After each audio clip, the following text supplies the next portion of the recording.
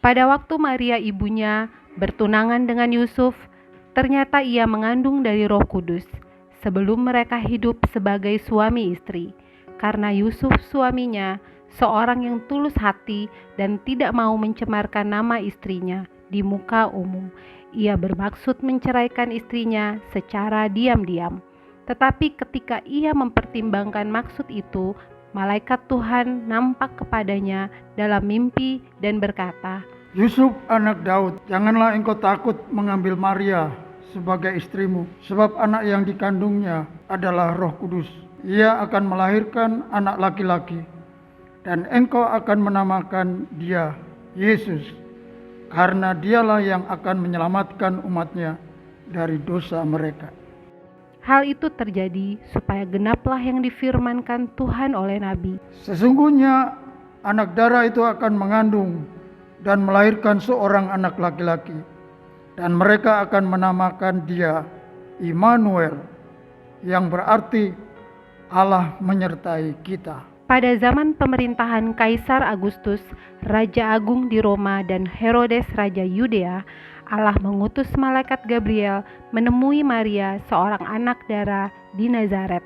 Jangan takut, sebab engkau akan beroleh kasih karunia dari Allah. Sesungguhnya engkau akan mengandung dan melahirkan seorang anak laki-laki dan menamai dia Yesus.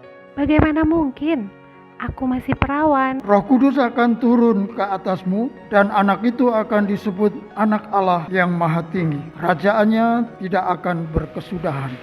Pada zaman Raja Herodes, datanglah orang-orang Majus dari timur ke Yerusalem dan bertanya-tanya, "Di manakah dia, Raja orang Yahudi yang baru dilahirkan itu? Kami telah melihat bintangnya di timur dan kami datang untuk menyembah dia." Ketika Raja Herodes mendengar hal itu, terkejutlah ia. Maka dikumpulkannya semua imam kepala dan ahli Taurat bangsa Yahudi. Lalu dimintanya keterangan dari mereka di mana Mesias akan dilahirkan. Mereka berkata kepadanya, "Di Betlehem di tanah Yudea, karena demikianlah ada tertulis di kitab Nabi, dan engkau Betlehem tanah Yudea, engkau sekali-sekali bukanlah yang terkecil di antara mereka yang memerintah Yehuda, karena padamulah akan bangkit seorang pemimpin yang akan menggembalakan umatku Israel." Lalu dengan diam-diam Herodes memanggil orang-orang Majus itu dan dengan teliti bertanya kepada mereka bila mana bintang itu tampak. Kemudian ia menyuruh mereka pergi ke Betlehem berkata, "Pergi dan selidikilah dengan seksama hal-hal mengenai anak itu, dan segera sesudah kamu menemukan dia, kabarkanlah kepadaku supaya aku pun datang menyembah dia." Hai penduduk Nazaret, Kaisar Agustus diadakannya sensus penduduk di seluruh wilayah Galilea dan Yudea.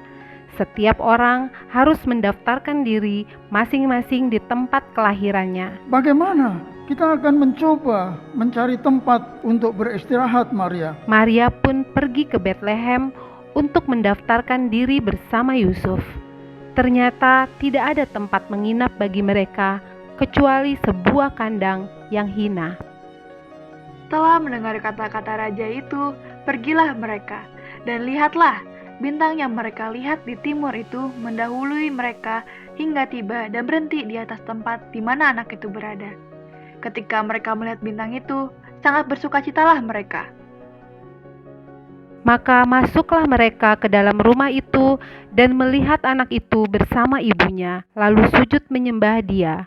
Mereka pun membuka tempat harta bendanya dan mempersembahkan persembahan kepadanya, yaitu emas, kemenyan, dan mur. Dan karena orang Majus diperingatkan oleh malaikat supaya jangan kembali kepada Herodes, maka pulanglah mereka ke negerinya melalui jalan lain. Di daerah itu ada gembala yang menjaga kawanan ternak. Tiba-tiba malaikat Tuhan berdiri di dekat mereka, dan kemuliaan Tuhan bersinar akan mereka. Dan malaikat berkata, Hari ini telah lahir bagimu Juru Selamat, yaitu Kristus Tuhan di kota Daud.